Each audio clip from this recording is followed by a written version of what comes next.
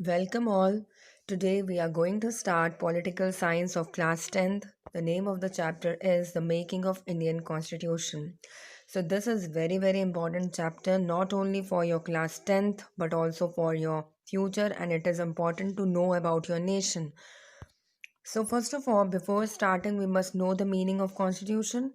So constitution क्या होता है? अगर हम सिंपल लैंग्वेज में समझें तो कॉन्स्टिट्यूशन एक रिटन डॉक्यूमेंट है जिसमें कि जितने भी रूल्स होते हैं, लॉज होते हैं लोगों के लिए, गवर्नमेंट के लिए, ये सारे लिखे हुए होते हैं। और इसके साथ ही जो भी राइट्स लोगों को दिए गए हैं, ये सारी चीज़ें कॉन्स्टिट्यूशन में लिखी हुई हैं। तो in other language we can say कि it is a written document which tells the political system of that country. तो वो क्या क्या बताता है, कॉन्स्टिट्यूशन में क्या क्या बताते हैं?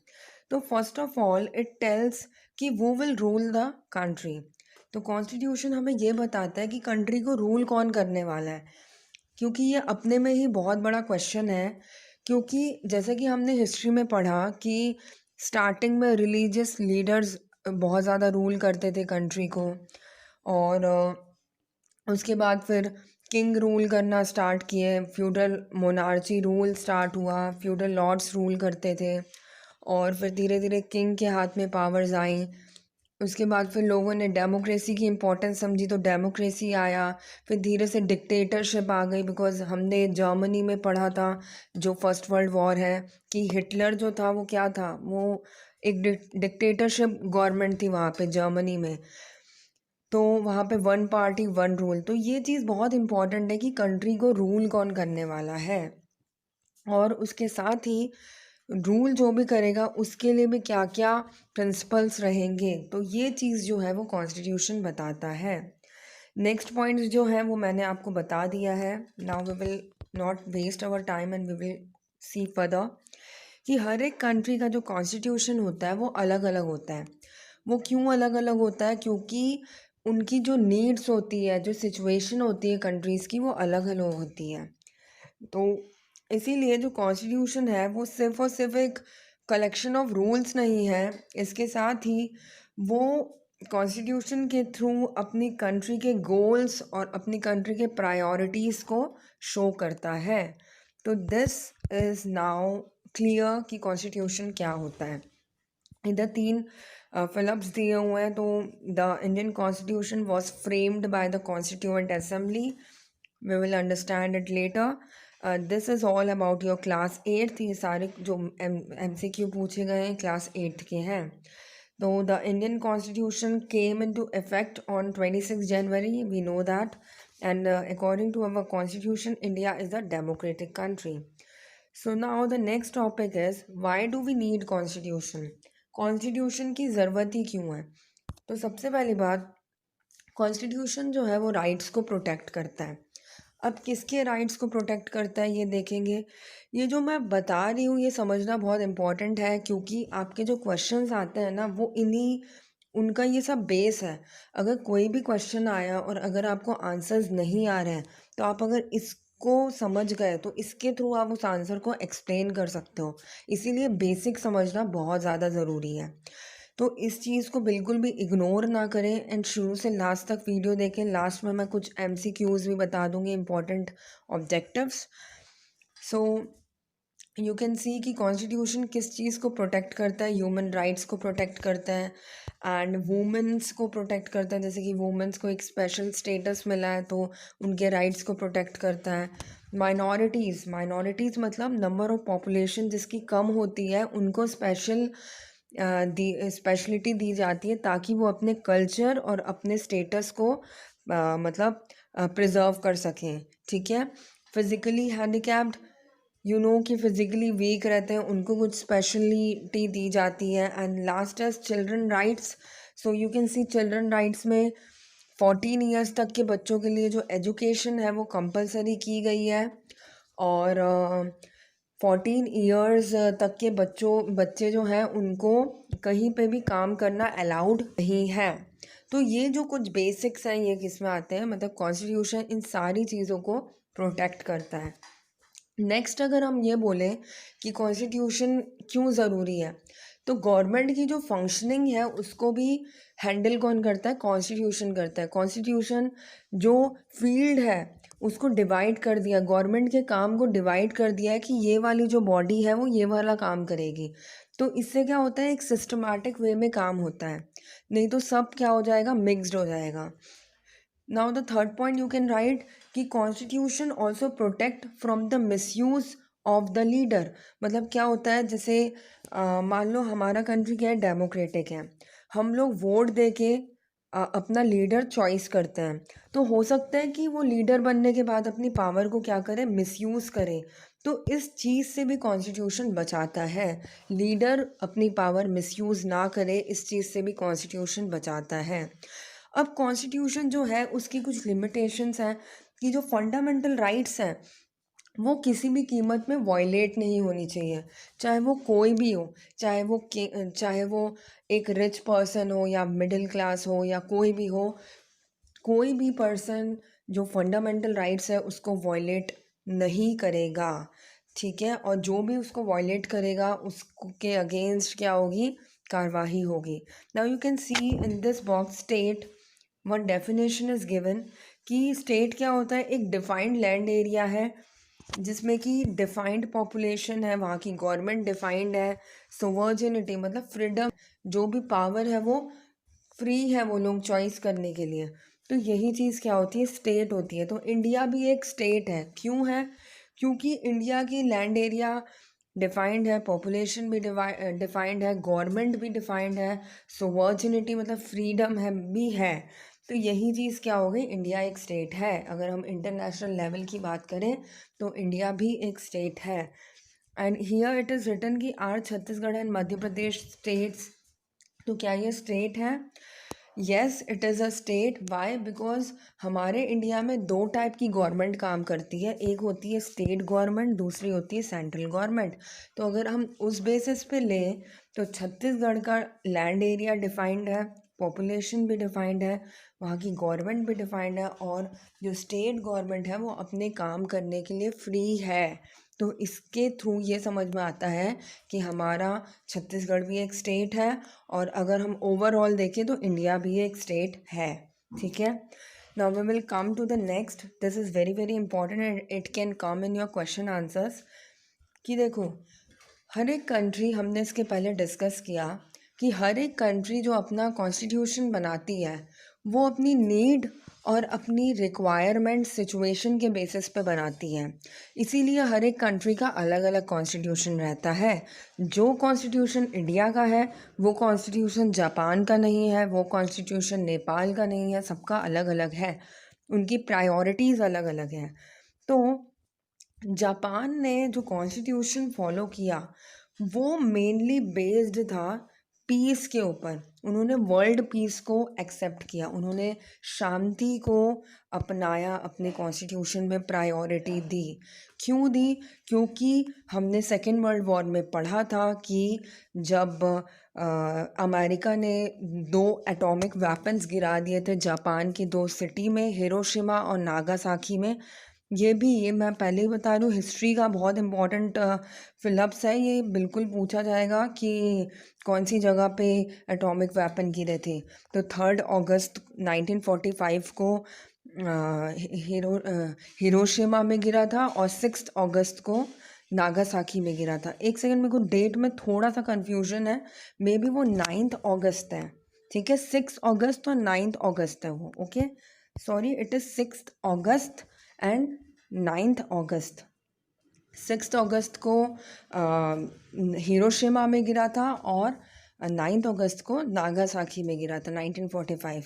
ठीक है, तो जिसकी वजह से वहाँ पे बहुत ज़्यादा क्या हुआ था, डिस्ट्रक्शन हुआ था, बहुत ज़्यादा बर्बादी हुई थी, जिसकी वजह से लोगों ने इम्पोर्टेंस दी वर्ल्ड पीस को। उन्होंने जो वेपन्स हैं उनको क्या किए, बिल्कुल एलिमिनेट करने की सोची। उन्होंने intolerance, fear, want from the country, ये सब चीज़ों को क्या किया, एलिमिनेट किया।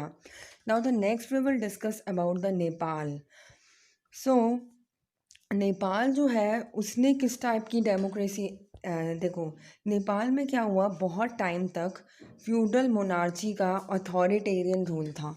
ये क्वेश्चन है बुक में, पीछे जो आपके टेक्स्ट बुक में क्वेश्चन है उस पर दिया हुआ है कि नेपाल में जो फ्यूडल मोनार्ची है उसका अथॉरिटेरियन रूल था बहुत टाइम तक। अथॉरिटेरियन रूल मतलब वो फ्रीडम नहीं देता था लोगों को, और वो डिस्क्रिमिनेशन भी करता था माइनॉरिटीज़ के बीच, उनकी जो राइट्स थे उनको प्रोटेक्ट नहीं करता था। तो 2008 में फाइनली नेपाल वालों ने मोनार्ची को हटाकर क्या लाया, डेमोक्रेसी इस्टेब्लिश की। ठीक है, तो उन्होंने जो अपनी कॉन्स्टिट्यूशन बनाई उसमें सबसे इम्पॉर्टेंट चीज़ ये रखी कि जो माइनॉरिटी कम्युनिटीज़ हैं उनके राइट्स और इंटरेस्ट को उन्होंने क्या किया, प्रोटेक्ट किया। ठीक है, उन्होंने लाइक डिस्क्रिमिनेशन और को बिल्कुल अवॉइड किया, और हार्मनी, पीस, इन सब चीज़ों को इम्पोर्टेंस दी। तो ये चीज़ नेपाल का कॉन्स्टिट्यूशन बताता है। Now the next is the history of Indian constitution. So जो ड्राफ्ट है इंडियन कॉन्स्टिट्यूशन का, ये काफ़ी पुराना है, बेस्ड है लॉज और रूल्स के, और किसी पर्टिकुलर डिज़ायर के बेस्ड नहीं है, रूल और लॉ के बेस्ड है। और ये इम्पॉर्टेंट लाइन है कि जो पहला लॉ था इंडिया का वो पास्ड हुआ था ब्रिटिश पार्लियामेंट में, जिसको बोला जाता है रेगुलेटिंग एक्ट इन 1772 टू 1773।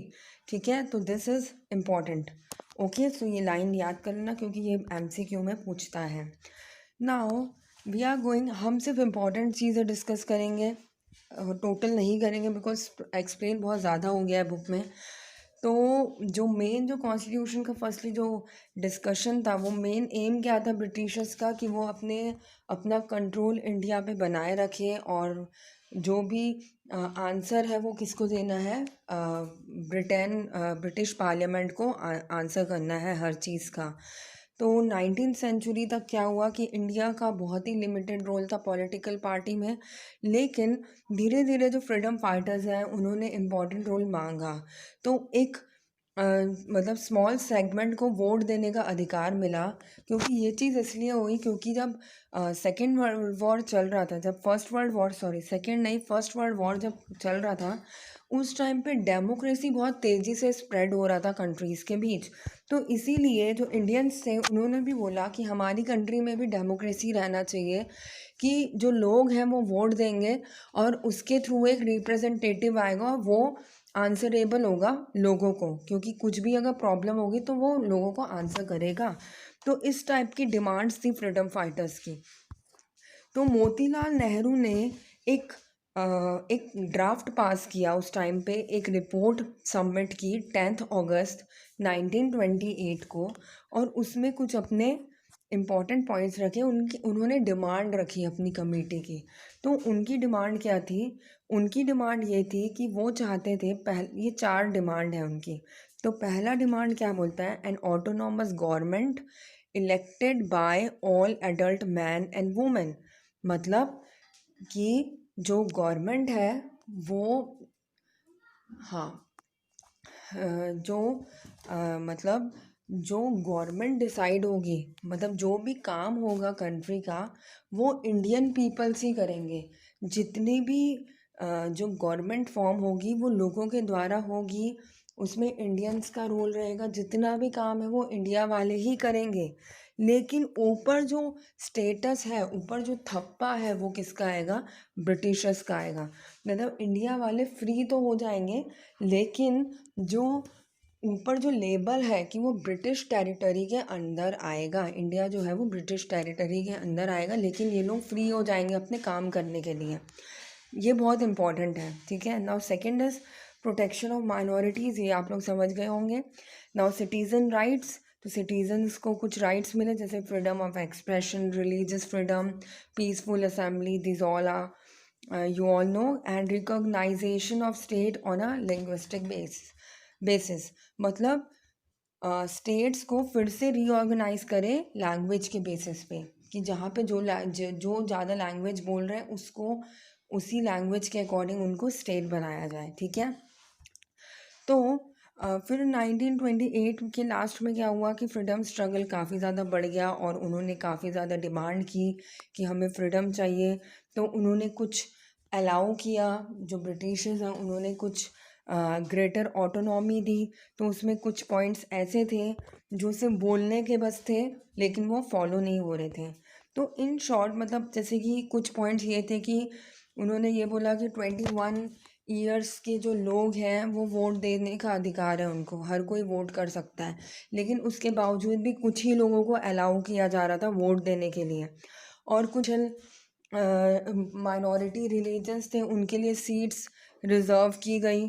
ठीक है, इस टाइप की जो है वो ऑटोनॉमी वो दे रहे थे ब्रिटिशर्स, लेकिन ये ज़्यादा दिनों तक चल नहीं पाई, क्योंकि कोई भी कंट्री को दो लोग नहीं चला सकते, है ना। मतलब एक साइड इंडिया वाले अपने अपने रिप्रेजेंटेटिव चॉइस हो रहे हैं, एक साइड जो हाईएस्ट अथॉरिटी है वो फिर भी ब्रिटिश के कंट्रोल में, क्योंकि जो भी गवर्नमेंट इलेक्ट होती थी, जो भी गवर्नमेंट बनती थी, वो फुली फ्री नहीं थी, उनको ब्रिटिशर्स के अकॉर्डिंग काम करना है, तो इसीलिए वो फ्री नहीं थे। तो कांग्रेस पार्टी जो है वो मेजॉरिटी में थी, उन्होंने प्रोविंशियल असेंबलीज़ में उसने मेजॉरिटी हासिल की थी, लेकिन फिर भी जो ये डुअल गवर्नमेंट सिस्टम था, डुअल गवर्नमेंट मतलब कि ब्रिटिश का भी कंट्रोल रहे और एक प्रकार से एक जो मतलब लोग जो अपना सेलेक्ट कर रहे हैं रिप्रेजेंटेटिव, ये दोनों एक साथ काम नहीं कर सकते। क्यों, लास्ट में वो उन्होंने 1942 में अपनी डिमांड की क्विट इंडिया मूवमेंट की, और जिसकी वजह से हॉस्टैलिटी लोगों के और ब्रिटिशर्स के बीच बढ़ गई, और ब्रिटिशर्स जो हैं उनके पास उन्होंने डायरेक्ट डिमांड कर दी कि क्विट इंडिया और इंडिपेंडेंस की डायरेक्ट डिमांड कर दी इंडियन पीपल्स ने। ओके, सो आई होप इतना आपको क्लियर हुआ होगा। Now the next we are going to discuss about the Constituent Assembly and its functioning. So in class 8 Constitution Assembly को समझने से पहले आपको क्लास 8 में जाना पड़ेगा थोड़ा सा कि कॉन्स्टिट्यूएंट कमेटी क्या होती है। तो देखो, जब इंडिया इंडिपेंडेंस का सोच रहा था उस टाइम पे उनके माइंड में एक और चीज़ थी कि हमारा नया इंडिया कैसा होना चाहिए, हमारे इंडिया में क्या क्या रूल्स होने चाहिए, क्या क्या मतलब एक प्रकार से कॉन्स्टिट्यूशन उसका कैसा होना चाहिए। तो उस चीज़ को बनाने के लिए कुछ लोगों की ज़रूरत पड़ती है, जिसे क्या बोला जाता है, कॉन्स्टिट्यूएंट असेंबली या कॉन्स्टिट्यूएंट कमेटी बोली जाती है। तो इस कमेटी में 299 मेंबर्स थे, हर एक कंट्री के, हर एक पार्ट के। तो हर एक पार्ट से सेलेक्ट किए गए थे ताकि कोई भी जगह छूटे ना। और इस कॉन्स्टिट्यूएंट असेंबली में एक चीज़ और थी, इनका काम क्या था, कॉन्स्टिट्यूशन लिखने का, और साथ ही ये इनका एम क्या था कि सिटीजन्स को ये प्रोटेक्ट कर सकें। और एक और इम्पॉर्टेंट चीज़ क्या थी इनके माइंड में कि जो कॉन्स्टिट्यूएंट असेंबली है ये डायरेक्टली इलेक्टेड बाय द नहीं थी। मैं एक चीज़ दिखा देती हूँ यहाँ पे, या आपको एक चीज़ दिखेगी यहाँ पे, electoral college to choose the representatives of the constituent assembly. तो इसका मतलब क्या होता है कि जो इसके जो मतलब लोग थे वो directly elected by the people नहीं थे। ये कैसे इलेक्ट हुए थे, जैसे मान लो मैंने मतलब लोगों ने, छत्तीसगढ़ के लोगों ने वोट दिया और एक रिप्रेजेंटेटिव चॉइस कर लिया, एक मतलब हर एक एरिया से एक एक रिप्रेजेंटेटिव चॉइस हो गया। फिर उस एरिया के रिप्रेजेंटेटिव जो है वो वोट दे के अपना एक मेंबर चूज़ करेंगे, तो वो कॉन्स्टिट्यूएंट असेंबली का मेंबर बनेगा। ठीक है, तो मतलब ये जो मेंबर्स थे ये directly elected by the people नहीं थे, ये इनडायरेक्टली इलेक्टेड, मतलब हमने जो रिप्रेजेंटेटिव चूज़ किया है वो लोग वोट दे के एक मेंबर सेलेक्ट करेंगे।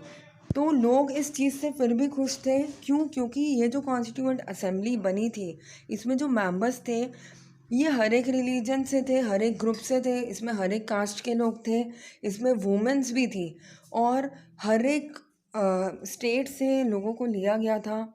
और इसमें जो रिप्रेजेंटेटिव्स हैं इवन उसमें हर एक मतलब प्रोफेशन को चॉइस किया गया था, जैसे उसमें टीचर्स भी थे, लॉयर्स भी थे, ट्रेडर्स भी थे, हर टाइप के लोग थे, ताकि हर किसी के लिए सुना जाए, ताकि कोई भी छूटे ना।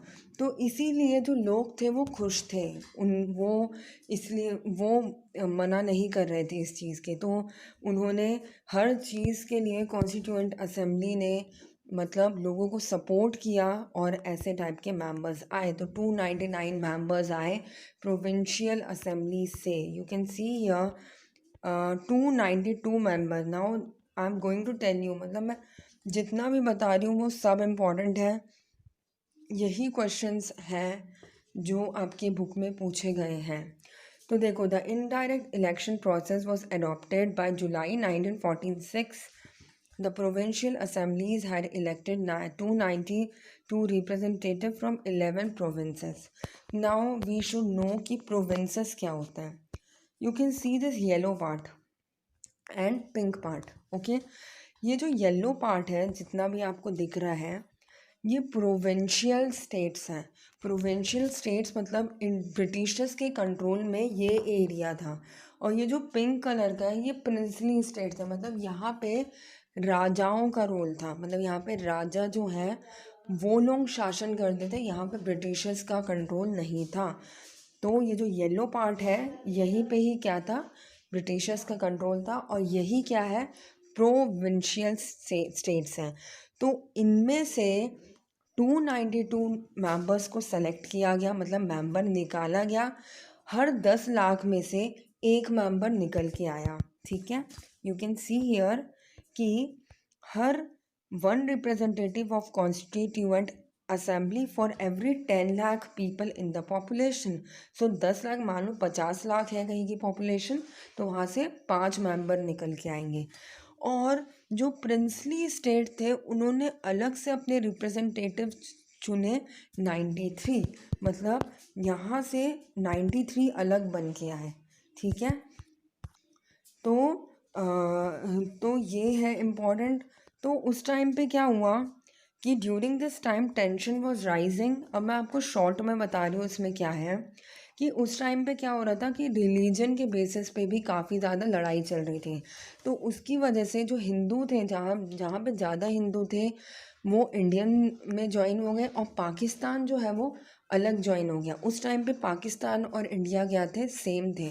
तो इसकी वजह से जो पाकिस्तान है उसने अपना अलग कर लिया। तो वहाँ की जो कॉन्स्टिट्यूएंट असेंबली है, वहाँ का जो कॉन्स्टिट्यूशन है वो क्या हो गया, अलग हो गया। ठीक है, और एक पॉइंट यहाँ पे लर्न कर लेना कि डॉक्टर राजेंद्र प्रसाद जो हैं वो परमानेंट चेयरमैन थे असेंबली के, कब के, 11 दिसंबर 1946।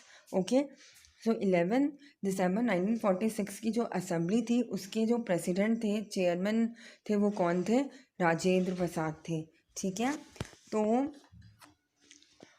by February 1947 it was clear that country would be divided into India and Pakistan।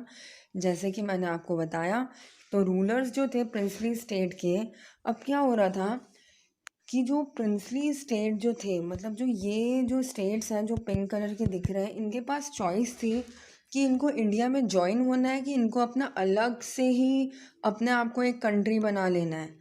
क्योंकि इनके पास चॉइस थी, इनका मन ये था कि हम अपनी एक अलग ही कंट्री बना लें। तो इसीलिए इस चीज़ का भी खतरा बहुत ज़्यादा था उस टाइम पे। तो इस टाइम पे इस चीज़ का भी खतरा ज़्यादा था। तो princely states began sending their representative to the constituent assembly from April 1947। Following the partition, a special status of the assembly was held from August 14 to August 30, and in which it declared itself as a sovereign law making body of independent India. It immediately began its work by setting up a constitution drafting committee under the chairmanship of Bhim Rao Ambedkar. Okay, so you can see this is important. Now the chair committees of the constituent assembly, image थोड़ी सी blur है, you can सी कि जो drafting committee के जो head थे वो कौन थे, भीम राव अंबेडकर थे। Union power committee Jawaharlal Nehru के हाथ में थी। एडवाइजरी कमेटी जो फंडामेंटल राइट्स की देख रहे थे वो सरदार पटेल था और वल्लभ भाई पटेल। और प्रोविंशियल कॉन्स्टिट्यूशन कमेटी किसके हाथ में थी, सरदार पटेल के हाथ में थी। Okay, now you can see. Okay, so we will continue कि क्या हुआ कि यू कैन सी हियर कि ड्राफ्टिंग कमेटी, ये याद कर लेना, ड्राफ्टिंग कमेटी के जो हेड थे वो कौन थे? भीमराव अंबेडकर थे। ओके, तो इस टाइम पे क्या हुआ कि एक इंडिया के सामने दो परेशानी सामने आई। पहली चीज़ क्या कि जो पाकिस्तान है उसने अटैक कर दिया था चाइना कश्मीर पे, क्योंकि कश्मीर जो है उस टाइम पे वहाँ पे एक वो प्रिंसली स्टेट था। जो कश्मीर था ना वो प्रिंसली स्टेट था।